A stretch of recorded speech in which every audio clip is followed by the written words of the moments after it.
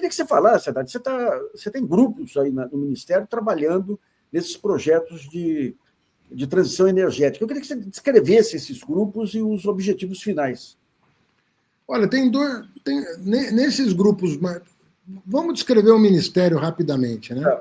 Você tem hoje uma secretaria importante que é de reformas econômicas, que é o secretário Marcos Pinto que comanda, que já aprovou muitos projetos e está tentando aprovar outros que já estão no Congresso Nacional. É basicamente na área da solidez da instituição financeira, da concorrência, das cooperativas de seguro, projetos de crédito, a relação com o Banco Central, tudo depende dessa secretaria, né? Tem a secretaria do Bernardo Api, que é extraordinária, que tem que levar a termo a reforma tributária constitucional, a reforma dos tributos sobre consumo, basicamente PIS, COFINS, ICMS, ISS. Nós estamos no último capítulo dessa novela, que durou 40 anos, e vamos consolidar a reforma tributária esse ano. Falta uma votação no Senado para a gente encerrar esse capítulo. É da segunda lei complementar necessária para regulamentar a emenda constitucional. No meu gabinete, portanto, tem o secretário executivo adjunto, que é o Rafael Dubé. O Rafael Dubé, ele cuida de toda a área de transformação ecológica. Então, pode ser o que for, é a equipe dele que cuida, né? Então, TFFF, que é aquela remuneração de florestas tropicais em pé, né? Que é um fundo que nós queremos aprovar na COP30. Ele cuida. Mercado de carbono. Eu vou criar uma secretaria extraordinária de mercado de carbono, mas quando terminar a reforma tributária. Mas nesse interim, ele que está cuidando, né, do mercado de carbono, junto com companheiros das secretarias, mas o ponto focal continua sendo a secretaria adjunta. Haddad, em relação a isso, o governo pretende, de alguma maneira, obter uma remuneração pelas áreas já preservadas, porque a lei atual não dá nenhuma remuneração para o governo, para o país aí, em áreas já preservadas. Você tem uma intenção de mudar essa linha? Tem, porque agora isso precisa ser um acordo internacional no qual o Brasil vai entrar com dinheiro, inclusive. Nós queremos dar o exemplo de que os países têm que casar recursos para que as florestas tenham seus serviços ambientais remunerados. Isso é que vai combater o desmatamento no mundo inteiro, não é só na Amazônia, é no Congo, na Indonésia, em vários países que têm grandes florestas tropicais. Mas nós queremos ir além disso. Nós queremos um mercado internacional de carbono, porque uma das maneiras de você inibir, quer dizer, hoje você combater a emissão de carbono custa dinheiro. Se esse combate não for remunerado, ninguém vai fazer. Por isso que o mercado de crédito de carbono é tão importante.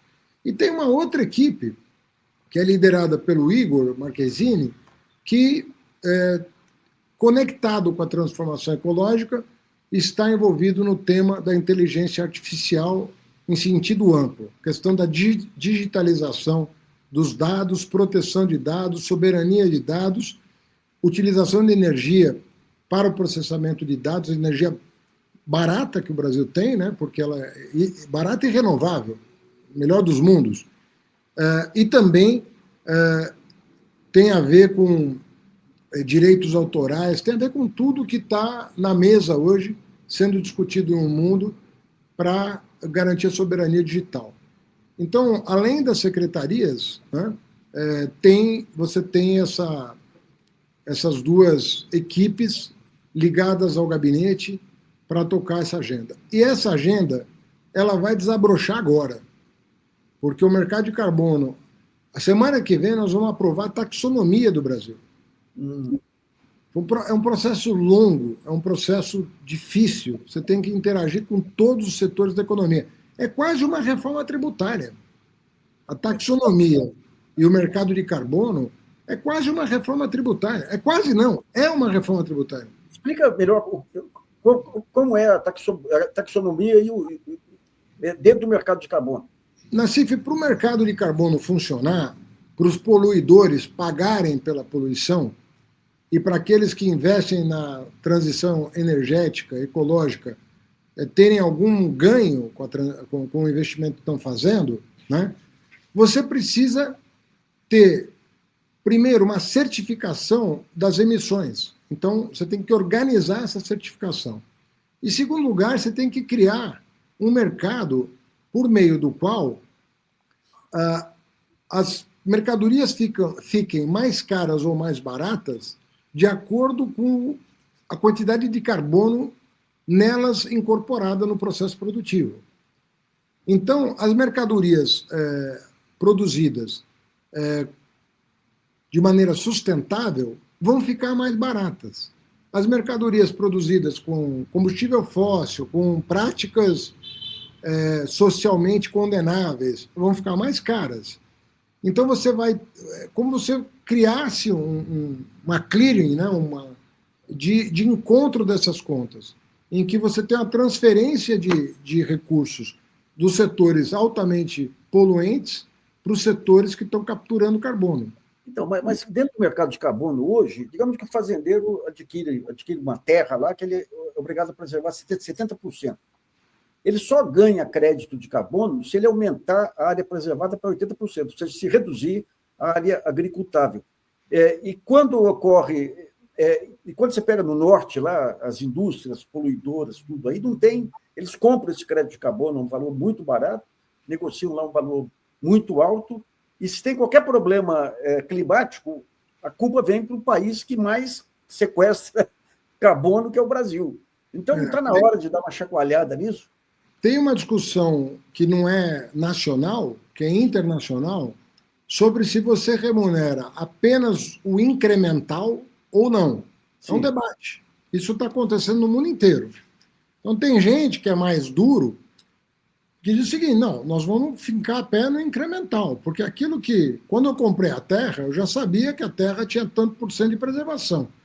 Então, o cara não pode reclamar, porque quando ele adquiriu a terra, ele já estava sabendo do constrangimento legal. Então, tem uma discussão que vai ser concluída justamente para saber como a gente avança. E tem a preservação da Amazônia, o Estado banca com forças armadas na fronteira e tudo. Quando pega a preservação dos mangues, é a Marinha Brasileira, é tudo custo do Estado brasileiro, que não é remunerado, né? Não, isso que o TFFF pretende resolver, né? Que você vai remunerar os serviços ambientais prestados pelo Estado soberano. Ele está preservando a sua floresta, ele vai receber do fundo exatamente por quilômetro quadrado, o que for, ele vai receber uma remuneração por manter a floresta em pé. Então, isso está no plano internacional mais maduro. Nós não sabemos o quanto o governo dos Estados Unidos vai atrapalhar o andamento dessas negociações. O óleo de xisto lá sobrando, ele não vai fazer nada. Ele acabou de anunciar essa semana o cancelamento de 19 bilhões de dólares de investimentos em transição energética. Essa semana. Então, nós não sabemos até onde vai esses retrocessos ambientais, democráticos, políticos, geopolíticos, todos somados, né? Realmente os Estados Unidos estão vivendo um momento muito particular da sua história, né? Um ponto completamente fora da curva, embora nós tenhamos que reconhecer que os Estados Unidos sempre jogaram um jogo muito pesado, né? Mas mesmo assim, mesmo reconhecendo que eles jogaram ao longo do século XX um jogo muito pesado, o momento atual surpreende. Mas tiveram participação aqui na América do Sul, uma participação desastrosa na política do Cone Sul, as ditaduras sendo fortalecidas, né? Primeiro defendidas e viabilizadas, mas depois fortalecidas, né? Na Argentina, Chile, Uruguai, Brasil.